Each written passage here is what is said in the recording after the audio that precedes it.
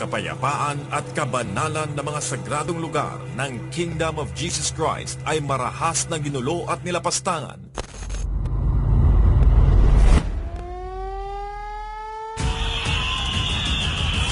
Ng iligal at walang awang niluso ng libo-libong puwersa ng kapulisan ng Pilipinas.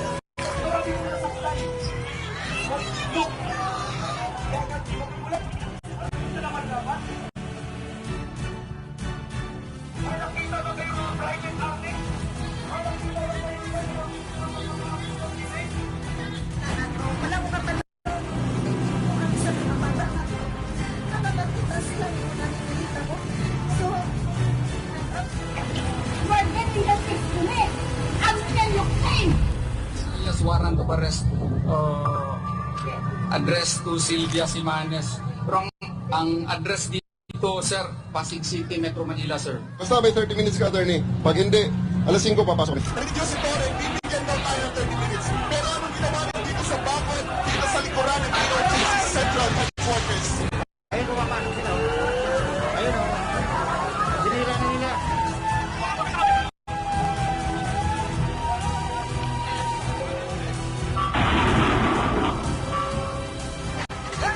Hindi kami kalaban! Wala kaming baril!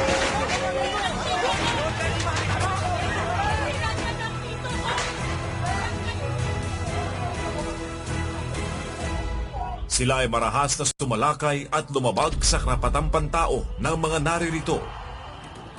Sa loob ng 16 na araw, iligal nilang kinukob ang compound ng KOJC gamit ang isang iligal na warrant. Ginawa nilang war zone ang banal na dakong ito. Yang ginagawang hukay kasi dyan, illegal na yan. Ang mga dapat sanang nagpuprotekta sa atin ang siya mismong lumalapastangan sa ating mga karapatan.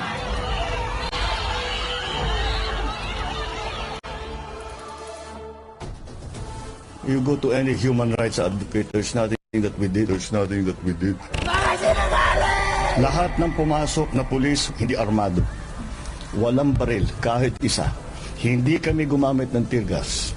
Wala kaming ginawang ganun. So ano yung human rights violation?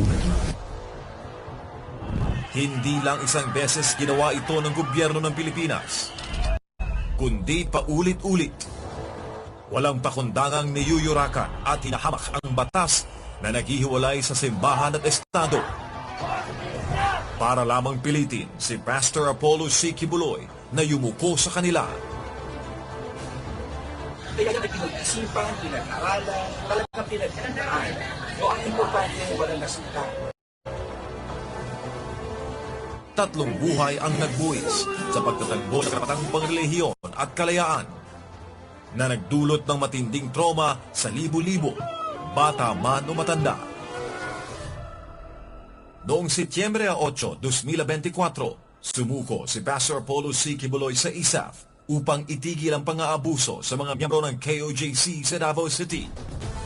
Ginawa nilang tropeyo si Pastor Apollo C. Kibuloy, isang simbolo ng kanila umunong tagumpay sa pang-aapi at isang babala sa sino mang lalaban sa kanila. Hinamak at inusig, hindi dahil sa isang krimen, kundi dahil sa kanyang paninindigang hindi kayang bilhin. Founder Apollo Kibuloy. Founder Apollo Kibuloy. Evangelist Apollo Kibuloy is presented to the media. Paulit-ulit na mga paratang na kasinungalingan.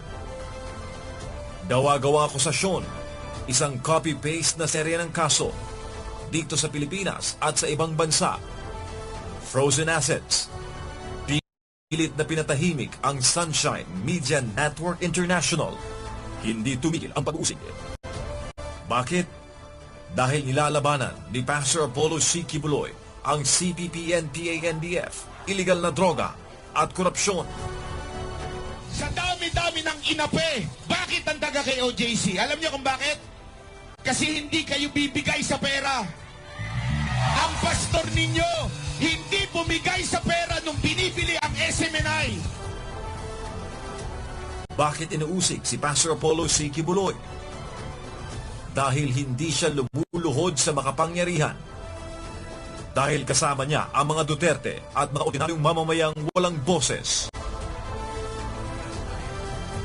Dahil sa pamamagitan ng SMNI, inilalantad niya ang katiwalian at kasinungalingan.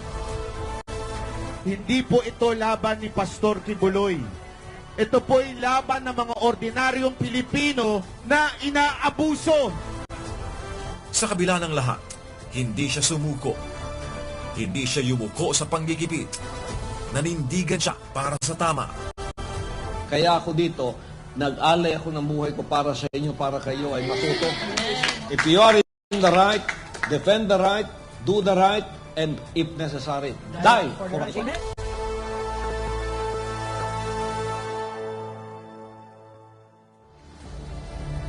Ito ang mukha ng kawalang katarungan. Siya ang naging sagisag ng pampulitikang pag-uusig sa Pilipinas. Alam nyo kung saan to nababagay itong Kibuloy na? Pastor Apollo Kibuloy. Tulad ng mga naapi noon. Ngayon, siya ang larawan ng paglaban. At ang mga pinagtatangkaang patahimikin ay kasama niya sa paninindigan. Ganito na ang Pilipinas ngayon. Binulok ng kasamaan. Ninakaw ng mga ganid. Unti-unting sinisira. Ngunit hindi pa tapos ang laban.